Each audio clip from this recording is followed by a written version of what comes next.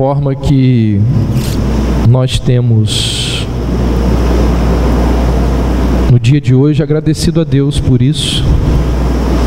E pela manhã nós tivemos um momento de comunhão muito bom, muito agradável, e por causa disso eu resolvi hoje à noite, junto com o momento da ceia, dar uma pausa na nossa série de mensagens sobre a fé reformada para pregar sobre esse momento no qual nós estamos vivendo, celebrando a Deus os 10 anos de vida da nossa igreja. Então, a mensagem de hoje é pensando nesse momento de hoje, nesses 10 anos de agradecimento a Deus pela vida da Igreja Batista Reformada. E ao pensar nesse momento aqui, nessa ocasião, eu me lembrei de um texto que ao longo dos anos ele tem falado muito ao meu coração.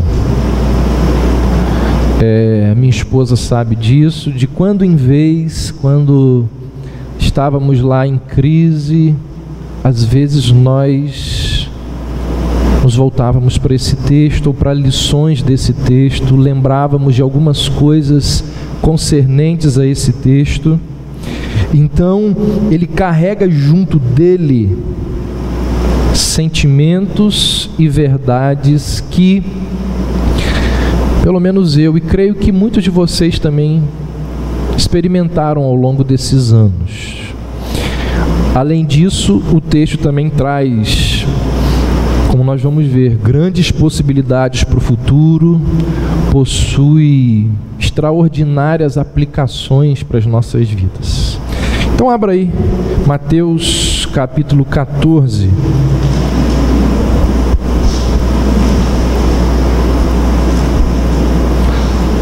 Mateus 14, a partir do verso 22. Logo em seguida, Jesus obrigou os seus discípulos a entrar no barco e ir na frente dele para o outro lado, enquanto ele mandava as multidões para casa. Tendo-as mandado para casa, subiu ao monte para orar em particular. Ao anoitecer, ele estava ali sozinho. Enquanto isso, o barco já estava bem longe da terra e era sacudido pelas ondas, pois o vento lhes era contrário. Já alta madrugada, Jesus foi até eles andando por sobre o mar. Mas ao vê-lo andando sobre o mar, os discípulos se assustaram e disseram: "É um fantasma!" e gritaram de medo. Jesus, porém, falou-lhes imediatamente: "Tende coragem, sou eu, não temais." Pedro lhe respondeu: "Senhor, se és tu, manda-me ir ter contigo por sobre as águas." Ele lhe disse: "Vem." Descendo do barco e andando sobre as águas, Pedro foi ao encontro de Jesus, mas ao perceber o vento, teve medo. E começando a afundar, gritou: "Salva-me, Senhor!" E Jesus, prontamente, estendeu a sua mão, segurou-o e lhe disse: "Homem de pequena fé, por que duvidaste?" E logo que subiram para o barco, o vento cessou. Então os que estavam no barco adoraram, dizendo: "Verdadeiramente, tu és o Filho de Deus." Esse evento na vida de Jesus, ele aconteceu logo depois da primeira multiplicação dos pães. Se você olhar aí versos antes de Mateus 14, você vai observar isso. E Jesus então, ele orienta os discípulos que, enquanto ele ali despedia as multidões, Jesus diz aos discípulos que eles deveriam ir na frente, deveriam atravessar para o outro lado da margem, deveriam atravessar o mar de Tiberíades. Eles tinham alimentado as multidões ali perto do mar. E enquanto isso, os discípulos então se dirigiam para aquele local, entraram no barquinho, foram para onde Jesus lhes disse que deveriam ir. E diz o texto que Jesus, depois de despedir das multidões, resolveu ir orar. O texto também nos diz que aquele tinha sido um dia extremamente cansativo. Se você observar antes, o texto vai dizer que Jesus e os discípulos não tiveram tempo nem para almoçar. Não pararam para nada. Eles foram para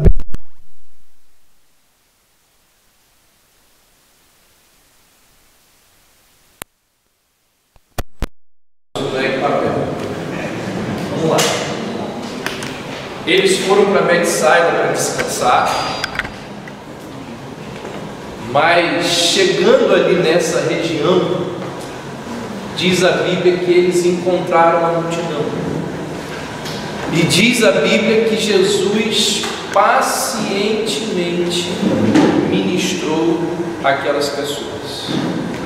Jesus, ele fez com que os discípulos eles se envolvessem, que os discípulos cuidassem, que os discípulos tivessem preocupação, carinho com as multidões. E depois de tudo isso, ele despede a multidão, ele despede os discípulos. Então, ao invés de ir descansar por causa do dia cansativo que teve, diz a Bíblia que ao invés de descansar, Jesus foi orar. Gente, depois de 7 horas de oração, depois de um dia cansativo, Jesus fica 7 horas orando. E depois das 7 horas de oração, então Jesus resolve ir na direção dos discípulos. Essa é uma das primeiras verdades que a gente pode aprender aqui no texto.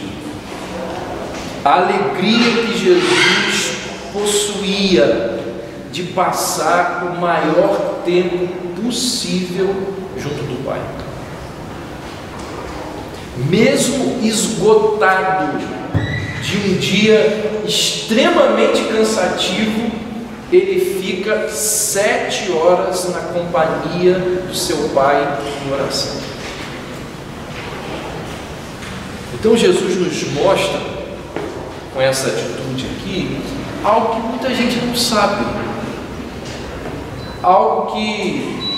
Vou fazer o seguinte, vamos deixar os meninos agirem aqui e voltar para cá, e olhar para cá. Jesus nos mostra algo que muita gente não sabe, ou que sabe a pequena maioria. E oração é um enorme privilégio. Hoje eu mandei uma mensagem, quando estava saindo de casa, mandei uma mensagem para um dos grupos que nós temos aqui na igreja. E a mensagem era o seguinte: 10 coisas que eu aprendi ao longo dos 10 anos de ministério na Igreja Batista Reformada. E uma das coisas estava assim: eu aprendi que reunião de oração nunca vai ser uma reunião concorrida. Eu oro, eu peço a Deus que essa realidade mude, mas eu tenho percebido que reunião de oração nunca vai ser algo concorrido. Quando que nós teremos uma reunião de oração com essa quantidade de gente que nós temos aqui? Talvez o dia que nós tivermos 2.000 membros. Jesus nos ensina que oração é um privilégio. Você pensa assim: não vou no culto quinta-feira não, passei o dia todo trabalhando. Duvido que você trabalhou mais do que Jesus naquele dia ali. Duvido. E diz Diz a Bíblia que Jesus, ele não participou de uma reunião de oração de 8 às 9. Ele ficou 7 horas orando. 7 horas.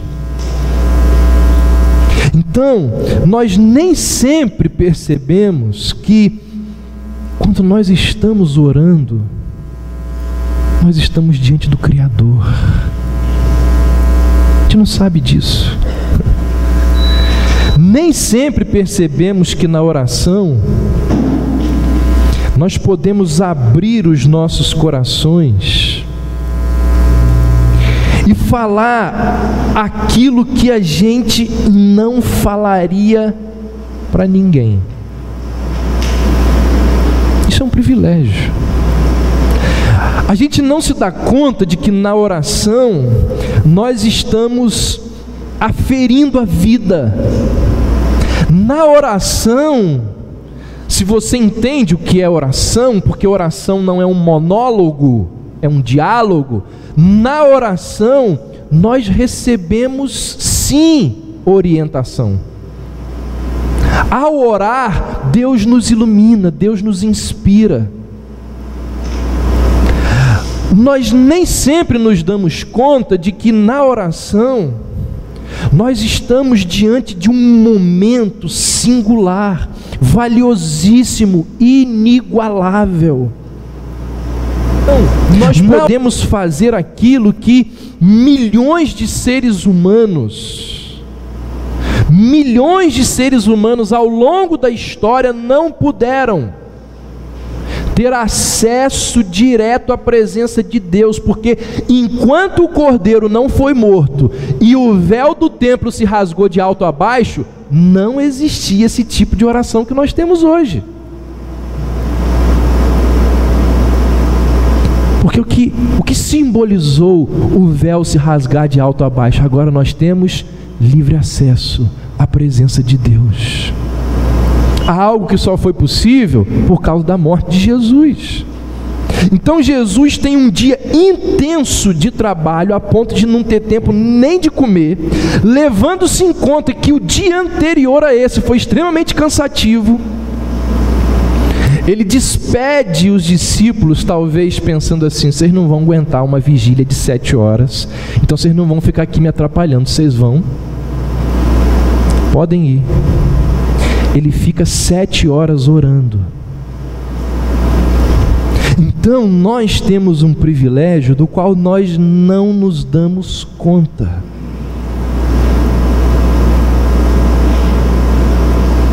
Como diz o poeta, ele diz assim: ó que paz perdemos sempre, ó que dor no coração, só porque nós não levamos tudo a Cristo em oração.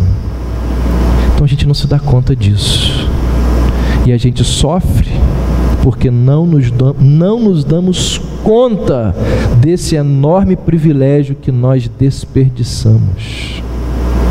Jesus sabia desse privilégio e ele não perdia oportunidade de estar lá. O texto continua. E o texto nos informa que os discípulos, enquanto Jesus está orando, os discípulos estão no meio do mar enfrentando uma grande tempestade. E é muito irônico o relato feito por Mateus. Aliás, dos 4 evangelistas, Mateus é aquele que tem mais ironia no relato da vida de Jesus. A tempestade não permitia que os discípulos saíssem do lugar parados, não avançavam 1 metro, parados ali. Enquanto isso, Jesus vem andando calmamente, Jesus vem caminhando pausadamente, lentamente por sobre o mar, ignorando a tempestade, ignorando aquilo que atrapalhava os discípulos de prosseguir. Jesus caminhava como se absolutamente nada estivesse acontecendo. Isso é uma ironia. Enquanto eles estão lá, tentando de todas as formas avançar, Jesus vem calmamente. E Jesus fez isso não para nos ensinar o surf, não para nos ensinar que nós vamos fazer o mesmo, mas pode ser que Ele tenha feito isso para nos mostrar muitas lições. E essa atitude de Jesus de caminhar por sobre o mar nos ensina muitas coisas. E é essa atitude que nos leva a retirarmos as principais lições para as nossas vidas hoje. Primeiro, o que essa atitude de Jesus nos lembra? Que não há nada, absolutamente nada que impeça o avanço divino, o avanço de Cristo na minha direção e na sua direção. Pensa aí numa pessoa incrédula, pagã, ímpia, que você pensa assim, humanamente falando ninguém, né? Mas todas as pessoas olham para a vida daquela pessoa e dizem assim, ela nunca vai se converter. A Bíblia diz que se ela for um eleito de Deus, no dia em que Deus disser assim, é agora, Ele vem. No dia que Deus disser assim, chegou o momento de você chegar à fé, Ele vem. No momento em que Ele decide que vem para nos socorrer, não existe nada, absolutamente nada que seja capaz de deter o avanço de Cristo na nossa direção. Não importa o que o adversário das nossas almas oponha a Cristo na tentativa de impedi-lo de nos socorrer, ele não vai ter sucesso. O texto nos mostra que nada se opõe a Jesus. A força da natureza, impossível de ser controlada por qualquer tecnologia humana. 2000 anos depois, você pegue aí o maior transatlântico, se vier a força da natureza, derruba. A força da natureza, impossível de ser controlada por qualquer tecnologia, por qualquer força humana, ela é simplesmente subjugada por Jesus, mansamente submissa às ordens de Jesus. Gente, esse texto, ele nos lembra de uma verdade geral das Escrituras. Quando Deus resolve vir na direção do homem, não há nada que possa deter o avanço de Deus.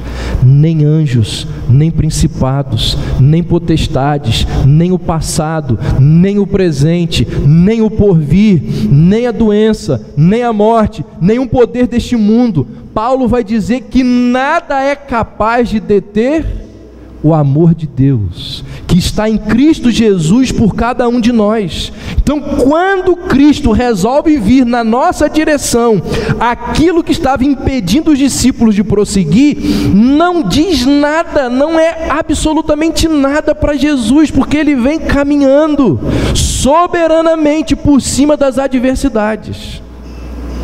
Não há nada que impeça. É o momento dele dizer assim, eu quero, e vai acontecer. Segundo, essa atitude de Jesus andando sobre as águas também nos lembra, ou também nos mostra, que a capacidade de resistir aos infortúnios da vida é proporcional à comunhão com Deus. Perceba o seguinte, eu falei para vocês que Jesus ele ficou 7 horas orando, 7 horas em comunhão com o Pai. Então Jesus sai da comunhão com Deus e ele simplesmente desconsidera qualquer obstáculo que exista à sua frente. Aquilo que era uma grande dificuldade, na verdade, uma barreira intransponível para os discípulos, porque eles remavam e não saíam do lugar. Aquilo que era uma barreira intransponível para os discípulos, para Jesus não significou absolutamente nada. Isso nos lembra que a capacidade de resistirmos aos infortúnios da vida, ela é proporcional à comunhão que nós temos com Deus. Quanto mais comungamos com Deus, mais desprezamos as forças das circunstâncias. Quanto mais comungamos com Deus, mais temos consciência de que não há obstáculo intransponível. Quanto mais comungamos com Deus, mais cientes nós ficamos das possibilidades da graça, daquilo que Deus pode fazer por nós. Então, a nossa comunhão com Deus é que inspira, é que traz confiança à nossa caminhada na história. Por que os grandes homens de Deus sempre tiveram esperança, sempre foram nutridos com esperança? Por causa da sua comunhão com Deus. O inverso também é verdade. Quanto menor a sua comunhão com Deus, mais difícil é a sua caminhada nesse mundo. Quanto mais longe de Deus, maiores se tornam os problemas. Sua comunhão com Deus, ela é diretamente proporcional à sua capacidade de reagir positivamente aos obstáculos. Então, não despreze a possibilidade da oração. Não despreze a prerrogativa, o privilégio da comunhão com Deus. Uma vez perguntaram a Russell Shedd. Quem não conhece Russell Shedd é um pastor, é um missionário. Já não é mais missionário, ele veio para cá, para o Brasil como missionário. Está há décadas no Brasil, muito conceituado, respeitado. Uma vez perguntaram a ele: qual é o segredo do seu ministério? E ele disse: os irmãos e irmãs que todos os dias dobram os seus ao redor desse país e oram por mim. Comunhão com Deus nos dá capacidade para enfrentarmos os infortúnios desta vida. Por que você acha que Jó suportou tudo o que suportou? E por que você acha que a mulher de Jó, com 5 minutos de problema, ela virou para Jó e disse: amaldiçoa teu Deus e morre? O texto continua e ele nos diz que quando Jesus chega perto do barco, os discípulos eles são tomados de grande pavor, de muito medo natural. Eles pensam que é um fantasma. Existia uma lenda na época ali na região, em que em momentos de grande tempestade, seres sobrenaturais viriam para apanhar os pescadores. Então eles olham para aquele ser vindo na direção deles, caminhando por sobre as águas. Eles pensam que é algo sobrenatural, nada mais natural, porque nós sabemos, e eles também sabiam, que a água, ela não tem densidade para segurar um ser humano de pé. Quem não tem peso nenhum, só pode ser um fantasma. Afinal, alma sem corpo, o que é? Senão um fantasma. Então a lógica dos discípulos, ela estava corretíssima. E esse temor dos discípulos nos mostra o quê? Que uma das nossas grandes dificuldades com Deus é acreditar que Ele seja capaz de vencer as nossas dificuldades. Vou repetir, está aí no esboço, a terceira lição. Uma das nossas grandes dificuldades com Deus é crer, é confiar que Ele seja capaz de vencer as nossas dificuldades. Os discípulos estavam tentando avançar e nada. O vento era contrário. E aqui, não é o meu propósito aqui, mas dá para fazer um parêntese aqui. Aqui é uma ótima oportunidade para golpear a teologia da prosperidade, não é? Porque se Jesus mandou eles irem, se era da vontade de Jesus que eles atravessassem, por que o vento é contrário? O vento não deveria soprar a favor? Fecha parêntese. O vento era contrário, o mar estava agitadíssimo, o barco assolado pelas ondas não avançava, era impossível prosseguir naquelas condições. Mas impossível para quem? Impossível para nós, seres humanos. E a Bíblia nos ensina em vários momentos, e esse princípio está presente aqui nesse texto, que Deus, Ele desconsidera aquilo que nós achamos um obstáculo intransponível.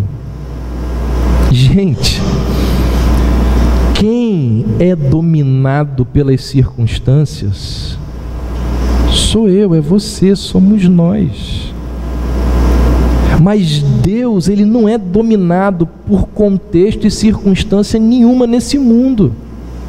Nós sim, nós temos uma enorme dificuldade em crer que Deus seja capaz de vencer aquilo que nós não conseguimos. Então nós dizemos, o mar hoje está muito mais agitado do que sempre esteve. As ondas de hoje são bem diferentes do que as ondas da geração anterior. Eu duvido se alguma geração teve ondas tão fortes como essa que nós estamos enfrentando hoje. Ninguém nunca enfrentou uma tempestade como essa. Nós é que fazemos diferença entre os mares, mas Deus, Ele é o Senhor dos mares. Os discípulos jamais poderiam imaginar que fosse Jesus. Pensaram que fosse um fantasma. Então Jesus se identifica e diz a eles: olha, não tenham medo. Não tenham medo. Grande parte de vocês sabem disso, alguns não. A ordem "não temas", ela aparece 366 vezes na Bíblia. Alguém catalogou isso. E aí uma outra pessoa, brincando, disse: uma para cada dia do ano, e ainda sobra um para o ano bissexto. Não temas, não temas, não temas. Então você tem um problemão para resolver amanhã? Não temas, não temas. Quantas vezes ao longo desses 10 anos, em crises, em problemas, a gente ficava mal, abatido, até que em algum momento a gente se lembrava: não temas. Aí entra, diz o texto, que entra em cena o Pedro. Pedro diz: se é o Senhor mesmo, manda-me ir ter contigo por sobre as águas. Jesus diz: pode vir. E ele vai mesmo. Ele vai. E aqui, quem nos ensina a lição não é Jesus, mas é Pedro. Aliás, 3 lições. Quando Pedro pede para fazer o que Jesus estava fazendo, ele nos ensina primeiro o desejo de ser como Jesus e de viver como Jesus. Assim como Jesus, eu e você, nós também temos condições de andar por fé, de vencer os vícios, vencer os pecados, abandonar tudo aquilo que nos deixa ansiosos e temerosos. Então considere, o texto nos diz, olha, considere essa possibilidade de andar sobre as águas. Não literalmente falando, mas as águas aqui, os obstáculos que atrapalham a sua vida. Considere a possibilidade de lidar e de vencê-los de forma madura. Considere a possibilidade de vencer aquelas coisas que o atrapalham de chegar até Cristo. E diz o texto que quem tem esse desejo, quem deseja vencer aqueles obstáculos que o impedem de chegar a Jesus, diz o texto que essa pessoa, ela ouve do Senhor: vem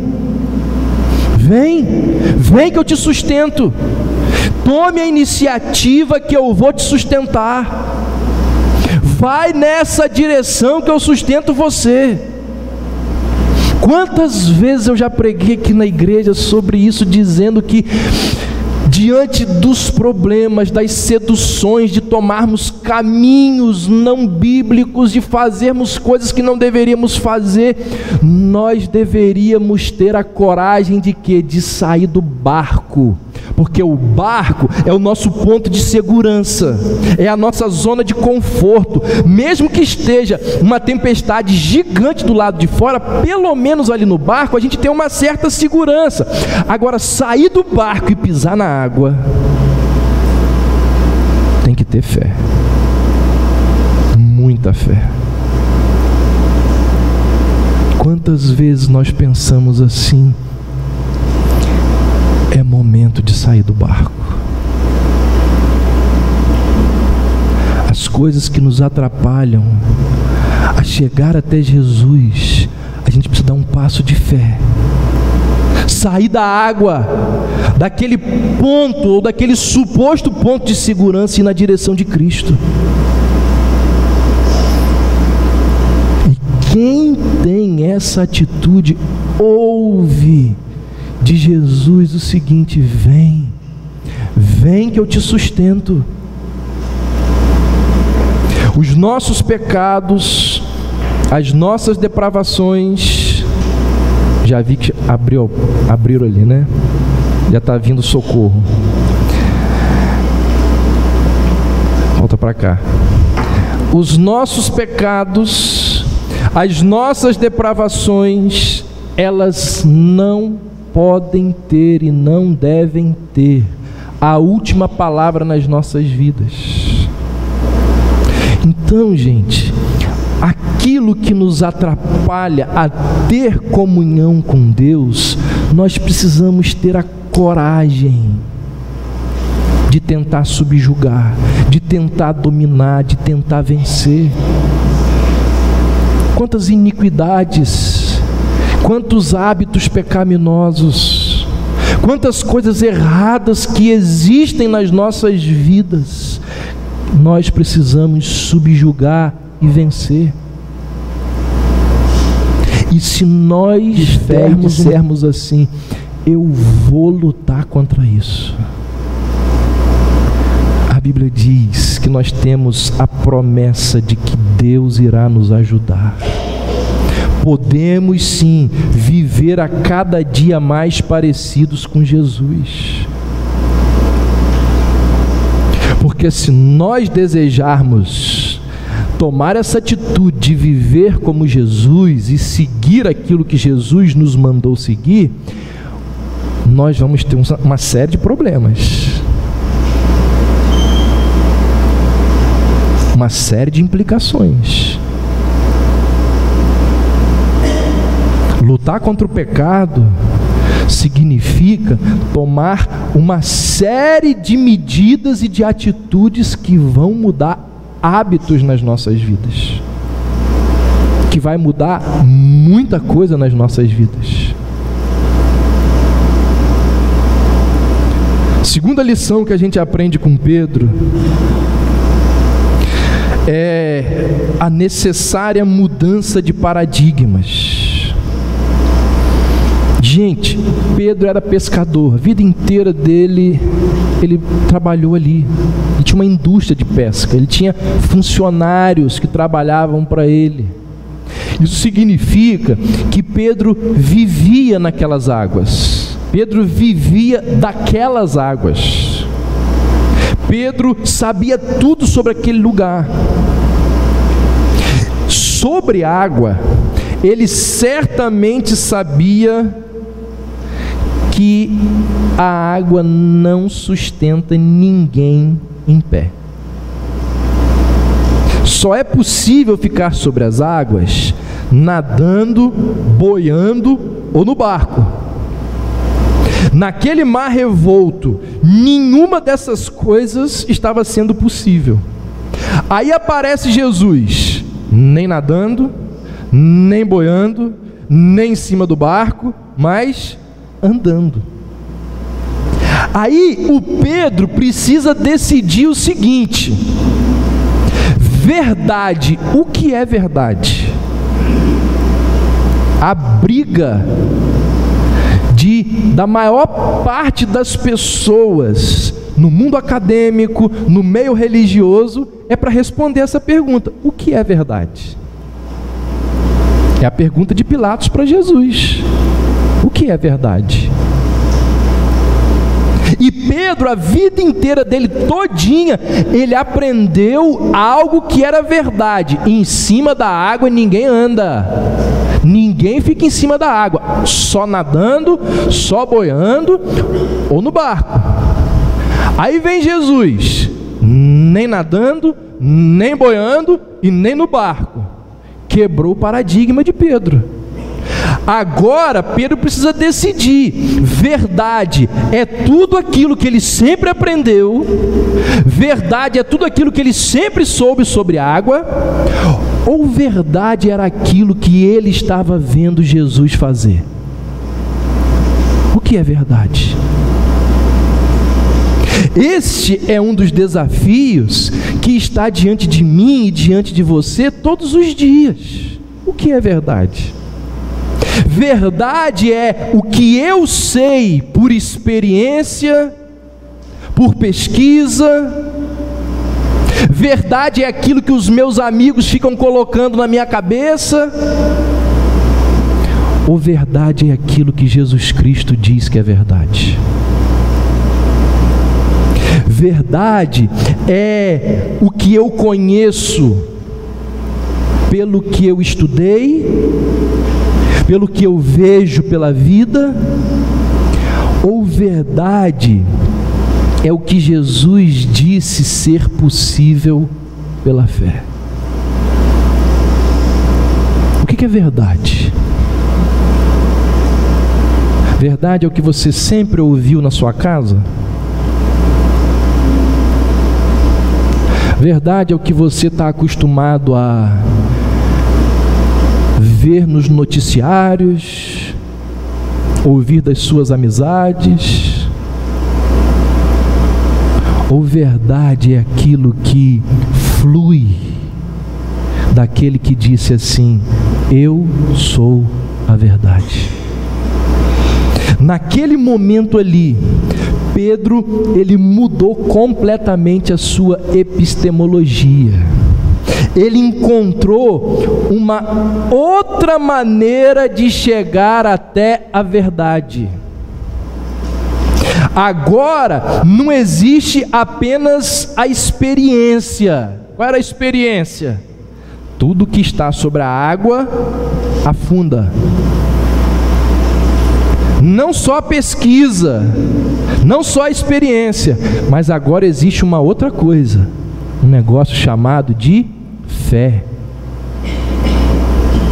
Então você acha que no mundo existe só experiência, existe só pesquisa e descarta-se a fé. Gente,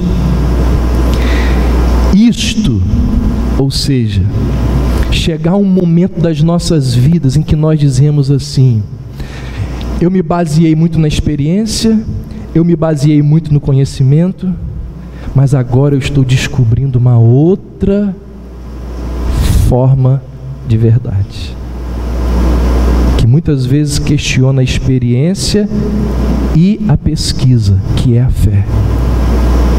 Isso é renovação de entendimento. Isso é mudança de pensamento.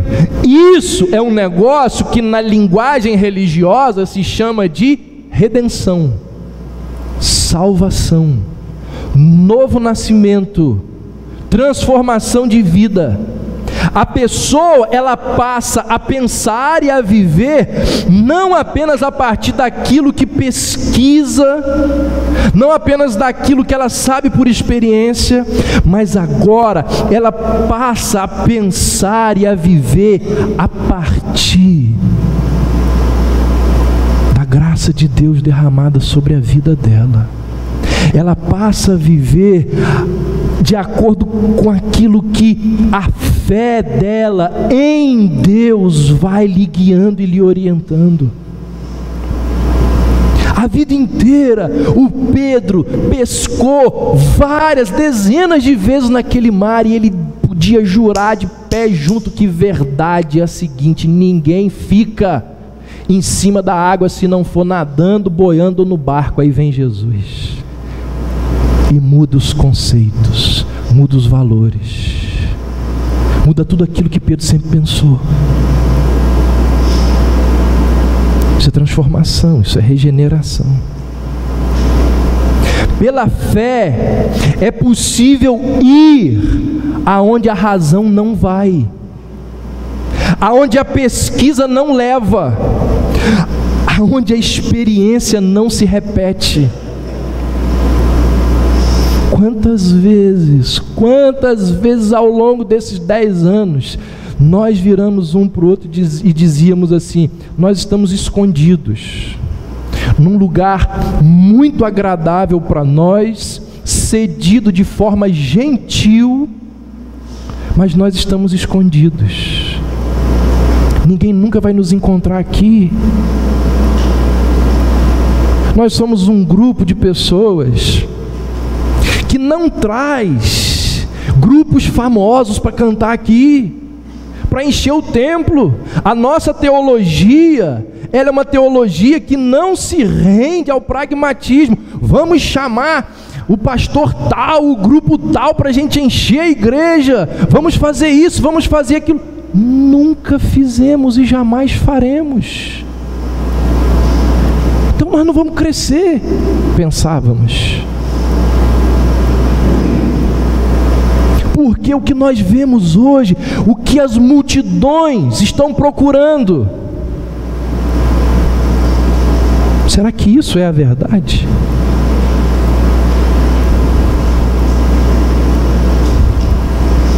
Quantas vezes ao longo desses anos nós fizemos essa reflexão? Mas o que nos sustentou foi a fé. Não as pesquisas, não aquilo que víamos, a experiência, mas a fé. A fé de que um dia, isso que nós estamos vendo hoje, iria acontecer. A fé de que um dia Deus traria para a nossa igreja crescimento. A fé de que, apesar de todos os obstáculos, um dia isso ia mudar. O Pedro nos ensina a necessária mudança de paradigmas. O que é verdade, gente? Verdade é o que Cristo diz. Isso é verdade. Verdade é o que está nas Sagradas Escrituras. Isso é verdade. E se muitas coisas acontecem e dão resultado, e essas coisas elas são contrárias ao que a Bíblia diz, nós não podemos buscá-las, não temos autorização para buscá-las. Nós devemos ficar com a verdade, mesmo que ela nos traga dificuldades e problemas. É famosa a frase de Dostoiévski, que eu já citei umas 50 vezes aqui na igreja e vai a 51. Creio que não existe nada de mais belo, de mais profundo, de mais simpático, de mais viril e de mais perfeito do que Jesus Cristo. E eu o digo a mim mesmo. Percebe isso? Ele está dizendo assim: eu não estou aqui para ficar discutindo com os outros sobre Jesus Cristo. Eu digo que Jesus é isso, não é para convencer ninguém, eu estou dizendo é para mim, eu digo isso para mim. Se ninguém crê nisso, problema dos outros, mas eu creio, eu digo a mim mesmo, com um amor cioso, que não existe, que não pode existir. Mais do que isso, se alguém me provar, pode vir a revista American, a ciência lá da americana, pode vir a Super Interessante, pode vir os ateus do mundo, pode vir se provar por A mais B que Cristo está fora da verdade e que a verdade não se acha nele. Eu prefiro ficar com Cristo a ficar com a verdade. Isso aqui que ele falou é de uma profundidade impressionante. A terceira lição que a gente aprende com essa atitude do apóstolo é a força das circunstâncias. A força das circunstâncias. E como que as circunstâncias elas são poderosíssimas nas nossas vidas. Assim que se pôs a andar na direção de Jesus, quando ele sai do barco, diz o texto que uma rajada de vento bate no rosto de Pedro, outra rajada de vento bate nas pernas de Pedro, bate onda no corpo de Pedro, porque Mateus diz assim: reparando, porém, na força do vento, teve medo e começou a submergir. Só que o problema aqui, gente, nem foi tanto a força do vento, nem foi tanto o assolar das ondas. O problema aqui, o texto ele nos diz de forma muito sutil e às vezes a gente não percebe. O problema aqui foi que Pedro, ele tirou os olhos de Jesus. Porque quando ele começa a andar, ele vai na direção de Jesus, reparando, porém, na força do vento, teve medo. Ele tira os olhos de Jesus. E nós sempre temos dois focos para o nosso olhar: ou Jesus, ou as circunstâncias. E quando você olha para as circunstâncias, você despreza Jesus. E quando você olha para Jesus, você relativiza. Não dá para desprezar, porque elas são fortes, elas estão ao nosso redor, mas dá para relativizar as circunstâncias. Então você decide, ou você olha para Jesus, ou você olha para as circunstâncias. Quando a gente olha para as circunstâncias, a gente despreza Jesus. Mas quando a gente olha para Jesus, nós somos capazes de relativizar as circunstâncias. E aí nós precisamos decidir qual vai ser o foco do nosso olhar. No primeiro momento, Pedro ignora as circunstâncias e foca em Jesus. Mas no segundo momento, com a força do vento, com o açoitar das ondas, ele foi retirando a ênfase de Jesus e colocando nas circunstâncias. Jesus fica desfocado e Pedro começa a submergir. Gente, o problema estava nas circunstâncias.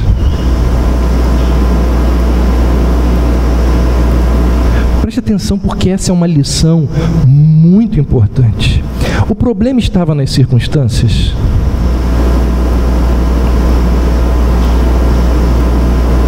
Não estava. As circunstâncias, elas não se alteraram em nenhum momento. Quando ele saiu do barco, o mar estava daquele jeito. Quando ele saiu do barco, o vento continuava rígido, o vento era contrário. As circunstâncias não mudaram, o problema não são as circunstâncias. Então pare de colocar desculpa nas circunstâncias. O meu filho se desviou da fé por causa dos amigos, por causa dos problemas, por causa disso. Não coloque desculpa nas circunstâncias, elas sempre existiram.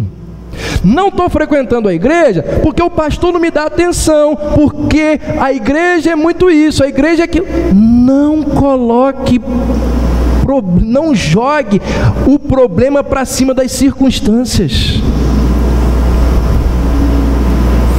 O que foi alterado aqui foi o ânimo do Pedro. Foi o ânimo do Pedro. Por quê? Porque ele se desviou do foco.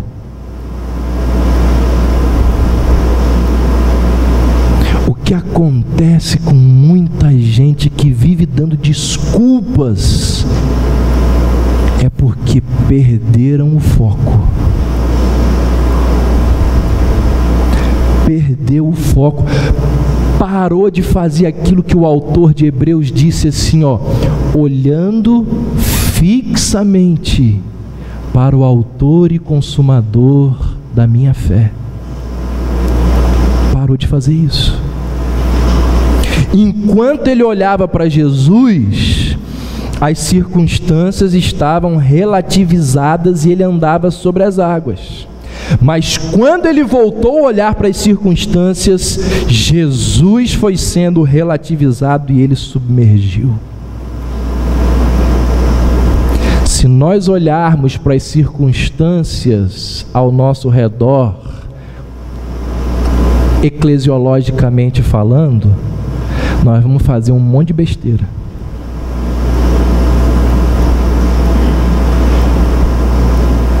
Por isso que a gente precisa manter o lema sola Escritura.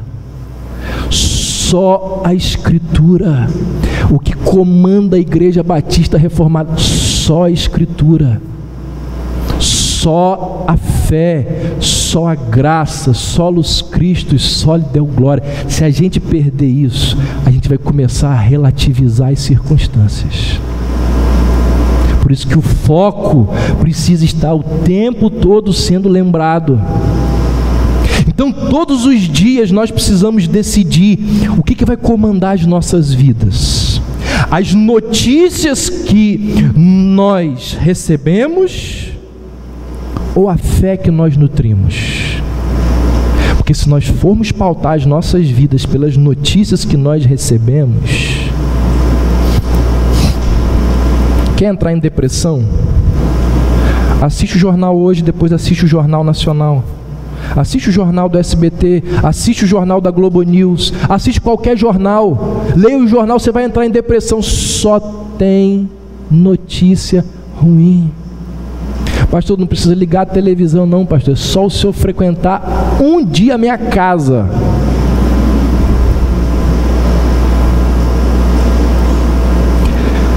Você precisa decidir o que vai comandar a sua vida. as notícias que recebemos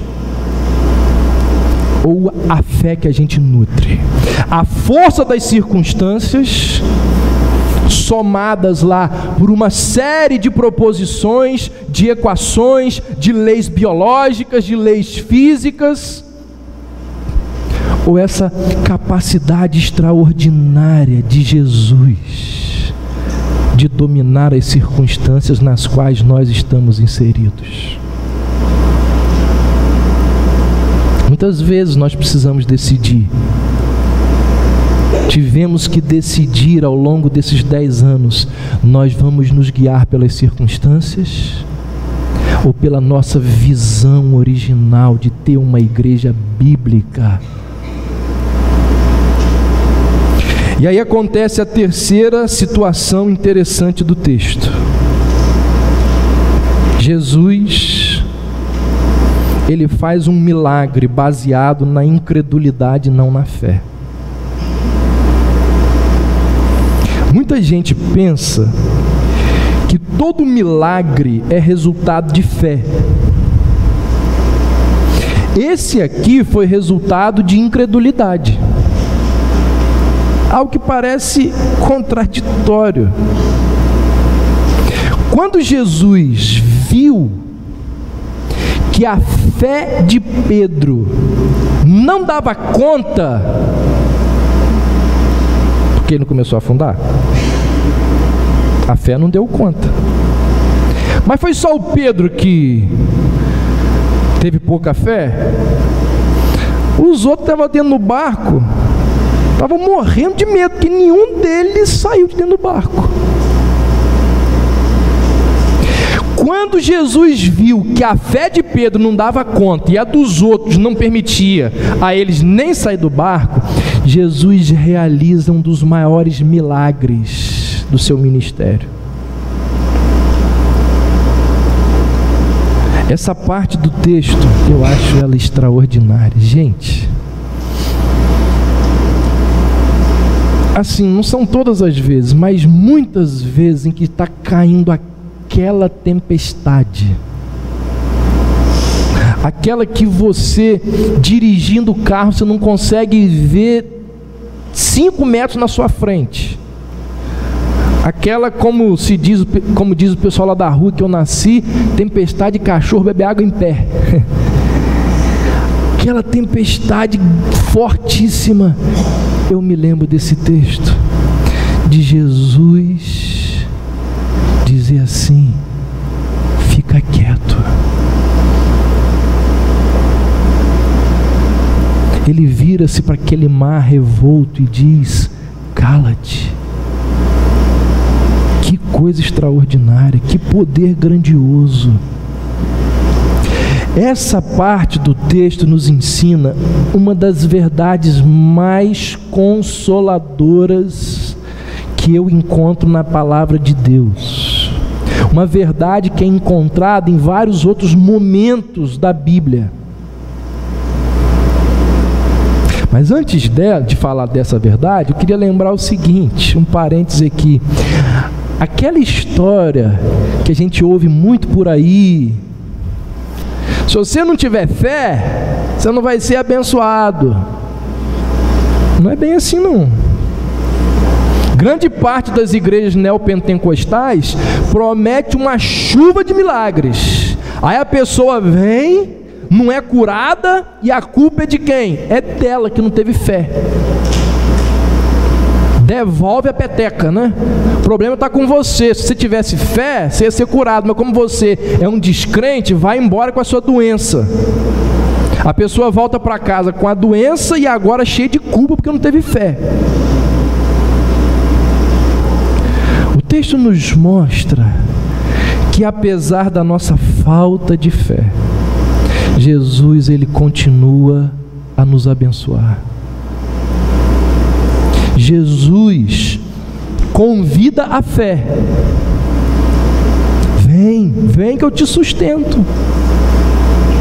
Mas se acontecer da nossa fé faltar e falhar, mesmo assim Ele continua nos sustentando, porque quem persevera é Ele, não nós. Nós vamos aprender no 5º ponto do calvinismo que a perseverança não é dos santos, a perseverança é de Cristo, do Pai, do Espírito Santo em nos preservar. Porque se dependesse da gente, nós já estaríamos muito longe, mas é Deus que nos ajunta. Não é a ovelha perdida que encontra o pastor, é o pastor que encontra a ovelha perdida, que vai lá e resgata, que vai lá e traz. Então preste atenção, o ideal seria conseguirmos andar sobre as águas, sobre os problemas, sobre as dificuldades. Esse seria o ideal.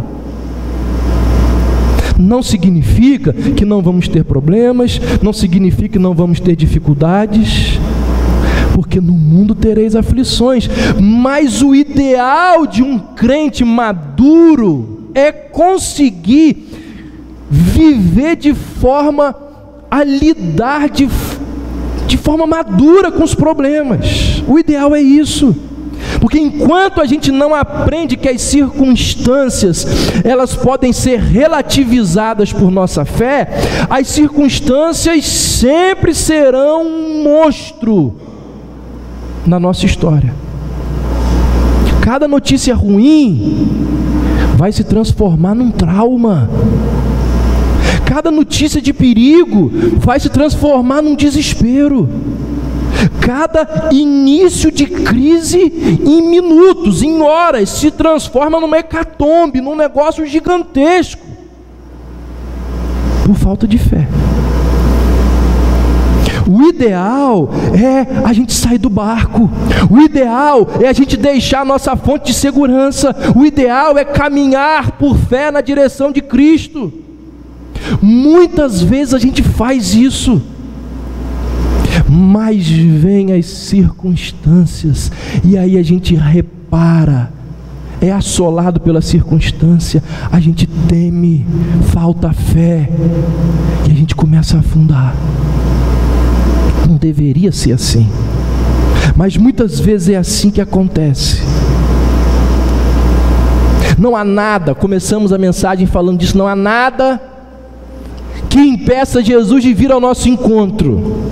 E Ele vem ao nosso encontro com um objetivo: fazer-nos andar sobre as águas e não nos deixar mais amedrontar pelos problemas. Mas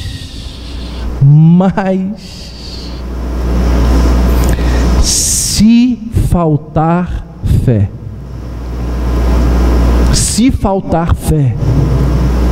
Jesus vai fazer um milagre que a sua fé aguenta. Não sei se você entende o que eu quero dizer com isso. Já que Pedro não conseguia mais andar sobre as águas por causa da tempestade, qual era o problema do Pedro? Desviou o foco, reparou na tempestade. Já que ele não conseguia mais andar sobre as águas por causa da tempestade, Jesus acalma a tempestade e ele vai para dentro do barco com Pedro.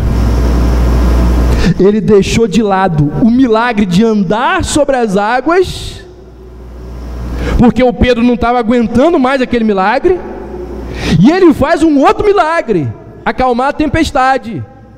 Esse milagre ajudou a pequenina fé de Pedro. Esse milagre foi capaz de abençoar a pequenina fé de Pedro. A fé de Pedro aguentou esse milagre. Isso é algo extraordinário.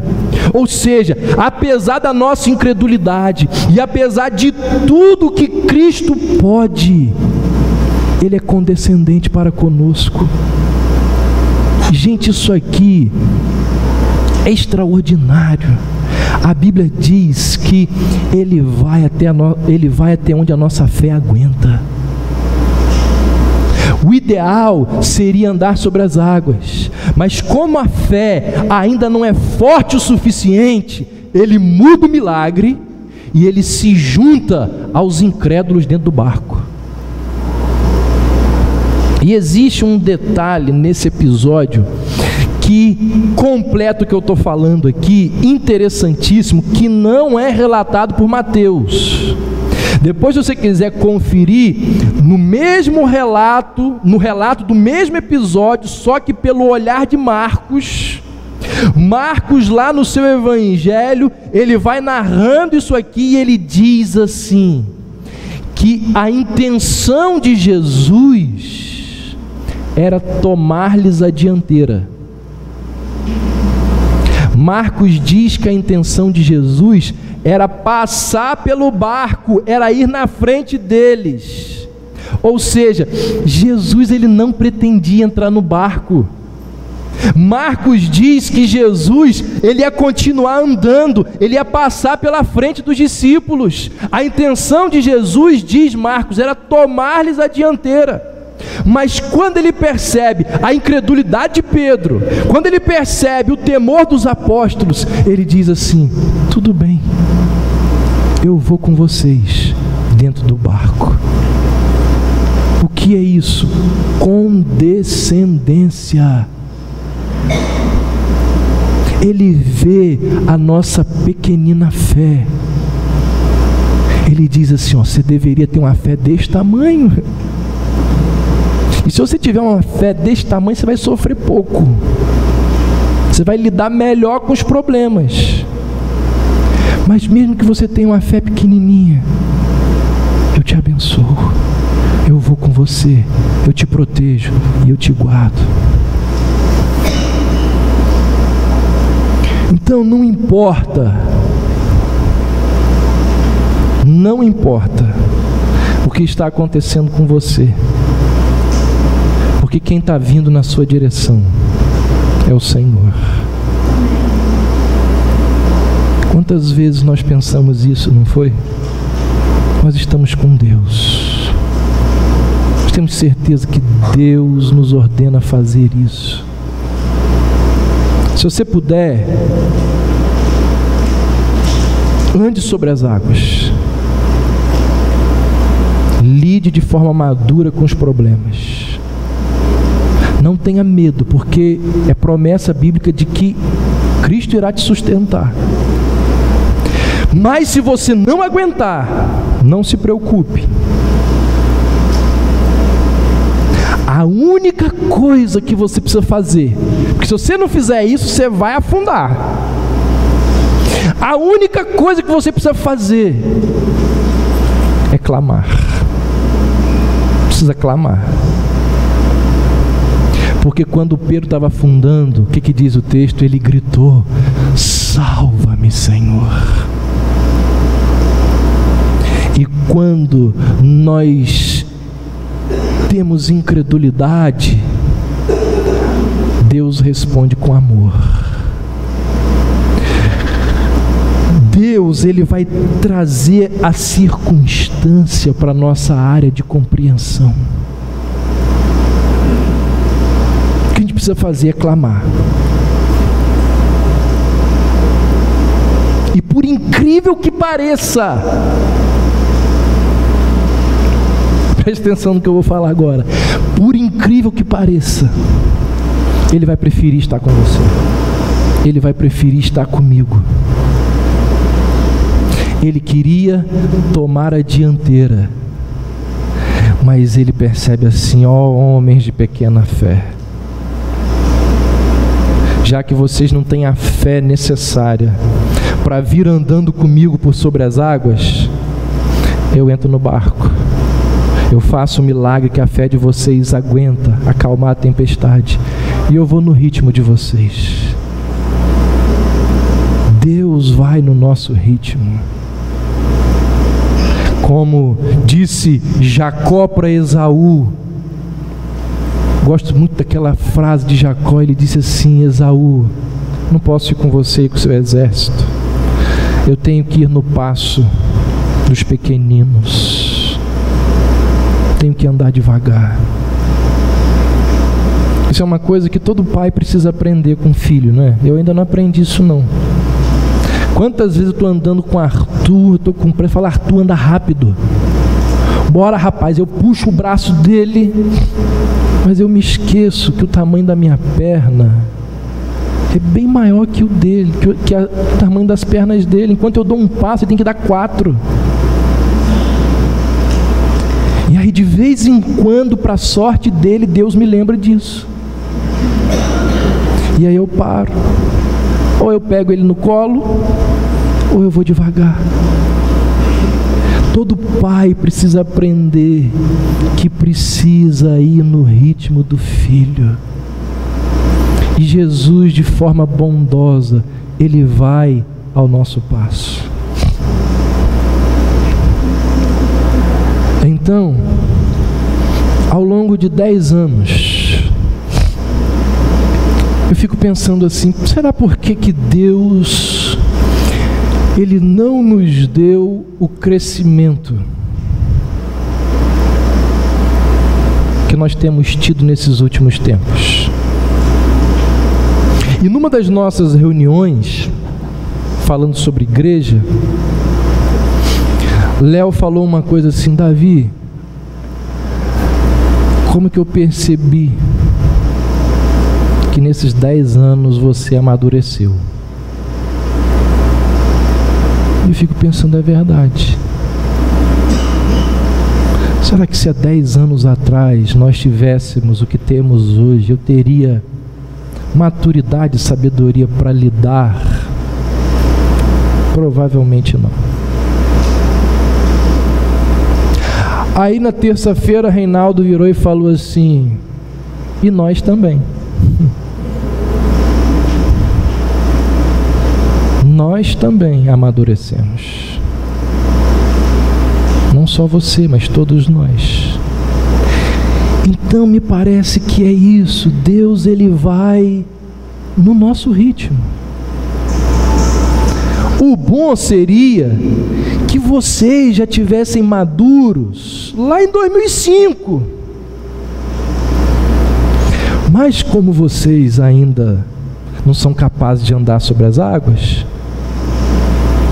vamos devagar. Eu vou no ritmo de vocês. E gente, isso é bíblico. Quanto mais nós amadurecemos, quanto mais nós crescemos em relacionamento com o Senhor, maiores as bênçãos que Ele dispensa sobre nós. O salmista diz que para aqueles que têm intimidade com o Senhor, Deus lhes conta os seus segredos. Sabia disso? Está lá na Bíblia. Então isso significa que tem gente aí que tem maturidade, que ouve algumas coisas de Deus que a gente não sabe ainda. Por isso que quando eu vejo uns homens de Deus, que eu vejo que são servos de Deus, falando algumas coisas que eu acho meio estranhas, eu falo assim, tem que ficar quieto e ouvir, porque olha quem está falando. Vai que é um segredo que Deus revelou para ele na Bíblia. A interpretação bíblica dele, daquela circunstância, eu nunca vi. E às vezes eu fico assim, como assim?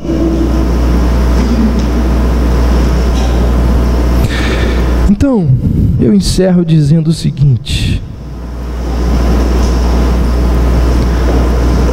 10 anos de igreja, não tenha medo. Não devemos nos deixar assustar. Não devemos nos amedrontar pelos ventos, pelas ondas. Porque quem vem ao nosso encontro é o Senhor. É só uma questão de tempo. É só uma questão de tempo. Como dizia aquele hino antigo, solta o cabo da nau e navega com fé. E então tu verás que bonança se faz, pois com Ele seguro estarás. Irmão, Jesus, ao longo de anos, Ele tem vindo e Ele continuará vindo ao nosso encontro.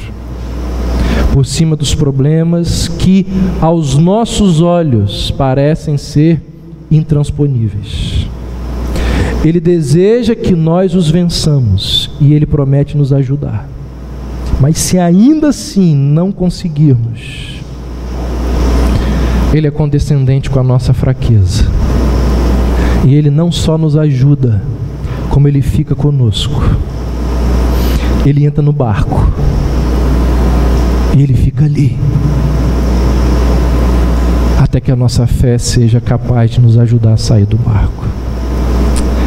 Que Deus nos abençoe e que ao participarmos dessa celebração, lembremos disso, lembremos de todas essas verdades que nós aqui acabamos de ouvir.